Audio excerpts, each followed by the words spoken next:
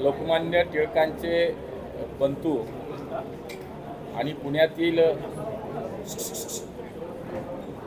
वेगवेगळ्या क्षेत्रात काम करणारे एक उत्तुंग व्यक्तिमत्व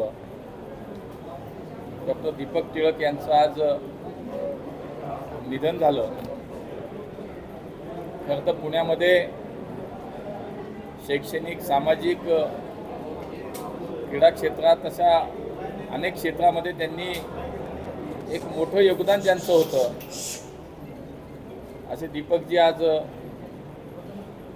त्यांचं निधन झालं। या पुणे शहराला एक वेगळ्या अर्थानं वैभवशाली एक परंपरा आहे, सामाजिक, ऐतिहासिक असा एक वारसा आहे आणि टिळक परिवाराचा एक हाच वारसा ज्यांनी आपल्या कार्यातून पुढे चालवला। अशा दीपकजींना मी या ठिकाणी भावपूर्ण श्रद्धांजली अर्पित करतो। त्यांच्या कार्याचा वारसा पुढे त्यांचे कुटुंबीय निश्चितपणे चालवतील हाही विश्वास व्यक्त करतो।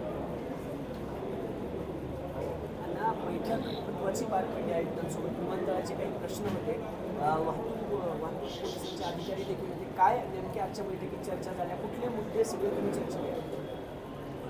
पुणे विमानतळाच्या संदर्भात काही महत्त्वाचे विषय जे होते की ज्याच्यामध्ये एअरफोर्स असेल, महानगरपालिका असेल आणि विमानतळ प्राधिकरण असेल, अशा संयुक्तपणे काही विषयांवरती चर्चा होणं, काही प्रश्नांवरती मार्ग काढणं, यासाठी आज महापालिकेत एक बैठक आयोजित केली होती। त्यामध्ये विशेष करून मागच्या काही काळात विमानतळ आणि धावपट्टीच्या परिसरामध्ये जे पक्ष्यांच्या हालचाली आहेत, बर्ड हिटिंगचे काही घटना घडत आहेत। एक लेपर्डसुद्धा काही दिवस झालं विमानतळाच्या परिसरामध्ये आहे, तर धावपट्टीच्या आसपास लेपर्ड दिसतोय। त्याच परिसरातनं काही कुत्री आणि त्याच्यासारखे काही विमानतळाच्या आतमध्ये दिसत आहेत प्राणी। त्यामुळे या सगळ्यांवरती एक कायमस्वरूपी काहीतरी उपाययोजना व्हावी आणि म्हणून एअरफोर्सचे अधिकारी असतील, महापालिकेचे अधिकारी, पोलीस अधिकारी आणि विमानतळ अधिकारी अशा सगळ्यांची एक संयुक्त बैठक आता आम्ही या ठिकाणी केली। आणि खरं तर विमानतळाच्या आजूबाजूला 5-6 किलोमीटरच्या अंतरावरती जिथे कचरा निर्माण होतो, कुत्र्यांना खाद्य तयार असतं, पक्षी जिथे जमा होतात, असे काही कॉनिक स्पॉट एअरफोर्स आणि विमानतळ प्राधिकरणाने 11 असे वेगवेगळे स्पॉट निर्माण केले, जिथं आहेत ते आयडेंटिफाय केले होते। आणि महानगरपालिका म्हणून त्या ठिकाणी काही कार्यवाही करणं अपेक्षित आहे। उदाहरणार्थ वाघोलीची आमची भाजी मंडई असेल, हडपसरचा कचऱ्यावरचा जो प्रक्रिया करणारा रॅम्प असेल, असे वेगवेगळे एक 11 स्पॉट त्या ठिकाणी जर लवकरात लवकर आपल्याला स्वच्छतेच्या दृष्टीनं आणि या बर्ड्सच्या दृष्टीनं, कुत्रे जी येत आहेत त्यांच्या दृष्टीनं की बाबा ह्याचा त्रास होऊ नये आणि अडथळा विमानसेवेमध्ये त्याचा येऊ नये आणि भविष्यात कुठलाही धोका आपल्याला पत्करायचा नाही आहे, आणि म्हणून या सगळ्या विषयात एक सविस्तर चर्चा झाली। महानगरपालिकेने त्यांचं एक स्वतंत्र या संदर्भातली एक सिस्टीम लावावी, आरोग्य विभागाच्या माध्यमातून पोलिसांची मदत घ्यावी, त्या ठिकाणी फिक्स पॉईंट लावावेत, ज्या ठिकाणी अनधिकृत अशा पद्धतीचे काही ठिकाणी असेल त्याच्यावर कारवाई केली जावी। रस्त्यावरती ठिकठिकाणी असलेल्या कचरा जिथं साठतोय तो आता कुठेही दिसला नाही पाहिजे, अशा पद्धतीच्या काही सूचना या ठिकाणी प्रशासनाला आपण दिल्यात। केला हडपसर रॅम्प, तर तिथे शहराचा 1/3 कचरा तिथे गोळा केला जातो। कॅन्टोन्मेंटचाही कचरा म्हणजे कॅन्टोन्मेंटचं चिकन वेस्ट वगैरे तिथं उघड्यावरच टाकलं जातं। तर हा महापालिकेचा विषय झाला, कॅन्टोन्मेंटचा विषयाबद्दल काय? एकूणच महापालिका असेल, कॅन्टोन्मेंट बोर्ड असेल, आता कॅन्टोन्मेंट बोर्डाच्या संदर्भात सुद्धा त्या पद्धतीचा तिथले ब्रिगेडियर असतील, CO असतील त्यांच्याशी मी चर्चाही करणार आहे। त्यामुळे जिथे जिथे अशा प्रकारची म्हणजे उरळी देव्याची, आता तिथे तर वर्षानुवर्ष आपण मोठ्या प्रमाणात कचरा डंप केलेला आहे, त्याच्यावर बायोमायनिंगचं कामही सुरू आहे. त्यामुळे तिथल्याही काय अडचणी तर ओपन डम्पिंग तिथे होतं, तर त्या ठिकाणी आता डम्पिंग होत नाही. आपण आता सगळ्या कचऱ्यावरती प्रक्रिया करतो, पण जुना जो कचरा होता वर्षानुवर्षाचा त्याचं बायोमायनिंग चाललं आहे. त्यामुळे तिथलासुद्धा काही त्रास या विमानाच्या सेवेमध्ये होतोय का, तर तो एक स्पॉट आहे. त्यामुळे आजूबाजूचे जितके असतील, कॅन्टोन्मेंट बोर्ड असेल, महापालिका असेल आणि काही खाजगी प्रकल्प असतील किंवा काही असेल, तर याच्यामध्ये कुठलाही या सेवेला व्यत्यय येऊ नये आणि कुठलीही चुकीची घटना घडू नये यासाठी प्रयत्न आपण करतो. विमानतळाच्या बाहेर जो ट्रॅफिक मागील महिनाभरापासून एक बिबट्या आहे, बिबट्या नेमका विमानतळामध्ये कुठला आहे, त्या ठिकाणी प्रवासी आहेत, त्याच्यावरही चर्चा झाली. बिबट्या मागच्या काही दिवसापूर्वी पुन्हा त्या ठिकाणी CCTV कॅमेऱ्यामध्ये कैद झाला दिसतोय. आता बिबट्याला जी काही लपायला जागा होती, जी काही अंडर ड्रेन होती, मोठे मोठे ड्रेन लाईन्स आहेत तिथे, तर ती आता वन विभागाच्या माध्यमातून ती बंद केलेली आहेत.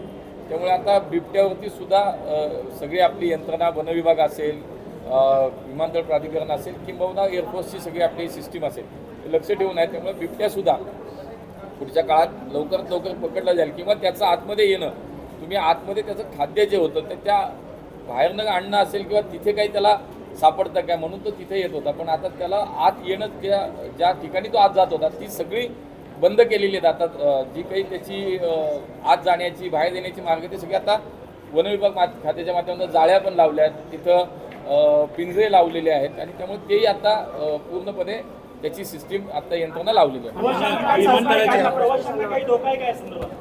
प्रवाशांना काही धोका आहे का, म्हणजे प्रवासी त्या भागात आहे का, अजून कुठं आहे? नाही, प्रवाशांना धोका असं नाही म्हणताय ना, तर त्याच्यामध्ये ऑलरेडी मी सांगितलं तसं वन विभागाच्या माध्यमातून ही यंत्रणा लावलेली आहे आणि बिबट्या अधूनमधून त्या ठिकाणी दिसतो हे वास्तव आहे. त्याच्यामध्ये काही लपवण्यासाठी काहीच नाही आहे, पण त्याच्यासाठीची जी सिस्टीम सगळी लावायची ती वन विभागाच्या माध्यमातून लावली. एन्व्हायरमेंटल कमिटी त्याचे अध्यक्ष कलेक्टर आहे, गेल्या 3 वर्षापासून त्या मीटिंगची एक बैठक देखील झाली नाही. एवढं मोठी मी माहिती घेतो आणि एअरपोर्टच्या बाहेर जो ट्रॅफिकचा विषय त्याच्या संदर्भात सुद्धा रोड वाईडनिंग करायचं त्याच्या संदर्भात सुद्धा वाहतूक शाखेचे उपायुक्त आणि महापालिकेचे पथविभागाचे प्रमुख अशी सगळी मंडळी होती. त्यामुळे एकतर आपल्याला येरवड्याच्या जेलपासून पुढे दोन्ही बाजूला डिफेन्सची लँड आहे आणि एअरपोर्टपर्यंत, तर मागच्या आठवड्यात ती एक बैठक मी एअरपोर्टच्या अधिकाऱ्यांबरोबर केली. आपल्याला ती जागा रस्त्यासाठी ती मंडळी द्यायला तयार आहे, त्यामुळे आपल्याला त्या ठिकाणी वर्किंग परमिशन ते देत आहेत. त्यामुळे पुढच्या काळामध्ये एक ॲक्सेस आहे आपला येरवड्याच्या जेलकडनं जाणार आणि दुसरा आपल्याला तो सिम्बॉसिसचा जो रस्ता आहे तिकडनं जायला. त्यामुळे या दोन्ही ठिकाणच्या ज्या ठिकाणी आता डिफेन्सची लँड आहे ते आपल्याला वर्किंग परमिशन देत आहेत. त्यामुळे पुढच्या काळामध्ये ते आपण ती जागा आपल्याकडे ताब्यात घेऊन, ताब्यात म्हणजे रस्त्यासाठी, आणि तिथे महानगरपालिका मोठे रस्ते करणारे, सुशोभीकरण करणारे, चांगल्या पद्धतीचे विमानतळाला जाणारे सगळ्या बाजूचे रस्ते मोठे करण्याची प्रक्रिया सुरू होईल. त्यासाठी ट्रॅफिक पोलिसांना काही पहिल्या पावसात जे सगळे व्हिडिओ आले होते, पाणी फुललं होतं सगळं, बघा, मला असं वाटतं की आपण ते नीट बघा. मी तुम्हाला पुन्हा व्हिडिओ दाखवतो. विमानतळाच्या आतमध्ये कुठेही लिकेज नव्हतं, विमानतळाचं छत कुठेही गळत नव्हतं, विमानतळाच्या बाहेर जे चेंबर्स होतं ते ओव्हरफ्लो झालं होतं आणि म्हणून ते पाणी बाहेर आलं होतं.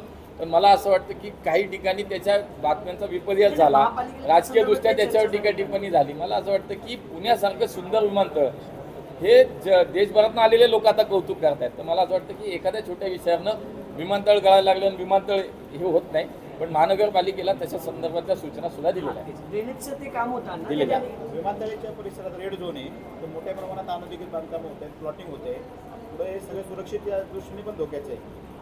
विमानतळाच्या आजूबाजूनं एक तर स्वच्छता, दुसरं अतिक्रमण, तिसरं तुम्ही म्हणता तशी ही सगळी अनधिकृत बांधकामं, या सगळ्या विषयावरती निश्चितपणे महानगरपालिका प्रशासनाने लक्ष ठेवून कारवाई केली पाहिजे. आजच्या बैठकीमध्ये तोही विषय केला. दुसरे काही विषय झाले की काल कात्रजच्या उद्यानात 14 हरणांचा मृत्यू. नाही, आज आपण फक्त विमानतळाच्या संदर्भात जे महत्त्वाचे विषय होते त्याच्यावरती चर्चा होती आणि 3-4 वेगवेगळ्या एजन्सीज त्या ठिकाणी आपण बोलवलेल्या होत्या. एअरपोर्ट असेल, एअरफोर्स असेल, पोलीस असतील, महापालिका प्रशासन. आसावरी जगदाळे, आता तिलाही आम्ही आज या ठिकाणी आयुक्तांची भेट मी घालून दिली आहे. तिला महानगरपालिकेच्या सेवेमध्ये सामावून घेण्याच्या संदर्भात माननीय मुख्यमंत्र्यांनी घोषणा केली होती. त्या संदर्भातला प्रस्ताव राज्य सरकारचा महापालिकेकडे प्राप्त झाला आहे. आणि त्या प्रस्तावावरती ताबडतोब महापालिका आयुक्तांनी कार्यवाही करावी असं त्यांना मी या ठिकाणी सूचना दिल्या. तिची भेट झाली आणि लवकरात लवकर आसावरी ही पुणे महापालिकेत आपल्याला शासकीय सेवेत कार्यरत झालेली दिसेल.